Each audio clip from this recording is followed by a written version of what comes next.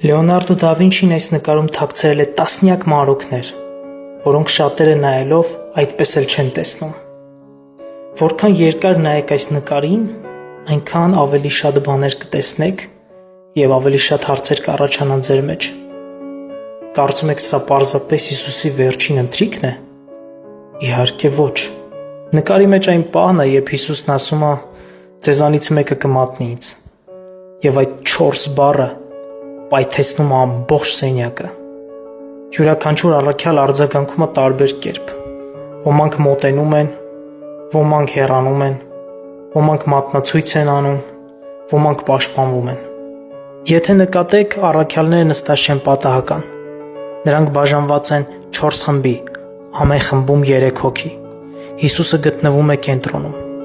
3 թիվը քրիստոնեական արվեստում հաճախ կապվում է Սուրբ Երրորդության գաղափարի հետ, բայց հետաքրքիրն այն է, որ նույնիսկ Հիսուսի մարմինը եռանկյուն է կազմում։ Սա ամենակայուն երկրաչափական պատկերն է։ Կարծես Լեոնարդոն ասում է. ամեն ինչ քանդվում է, բայց կենտրոնը մնում է անշարժ։ Եթե նկարի վրա գծեր քաշես առաստաղի, պատերի և պատուհանների ուղղությամբ, ամենը կհատվի Հիսուսի աջ քունքի մոտ։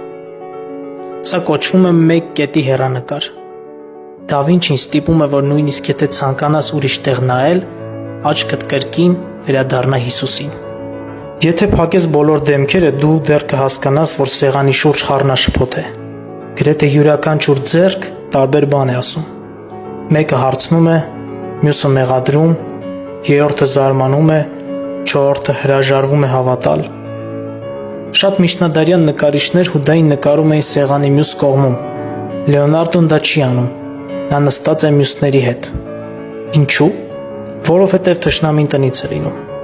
Նա լսում էր այն, ինչ լսում էին մյուսները, տեսնում էր այն, ինչ տեսնում էին մյուսները։ Բայց տարբերությունը ոչ թե Հիսուսի մոտ լինելու մեջ էր, այլ այն բանում, թե ինչ էր տեղի ունենում նրա ներսում։ Հետաքրքիր մանրուք։ Հուդայի ձեռքերում փոքր դրամապանակ կա։ Սա ակնարկ է այն բանի, որ Հուդան պետք է 30 արծաթադրամներով մատներ Հիսուս Քրիստոսին։ Միաժամանակ նա ձեռք է մեկնում նույն ամանին, ինչ Հիսուսը։ Սա ևս Ավետարանի տեսարանի նուրբ արտացոլումն էր։ Եթե ուշադիր նայեք, Պետրոսի ձեռքում դանակ կա։ Մի քանի ժամ հետո հենց նա է կտրելու քահանայապետի ականջը։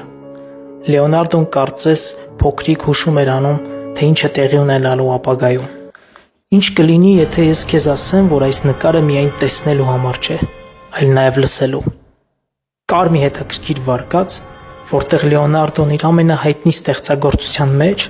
կարող էր թաքցնել ոչ միայն խորհրդաբանություն,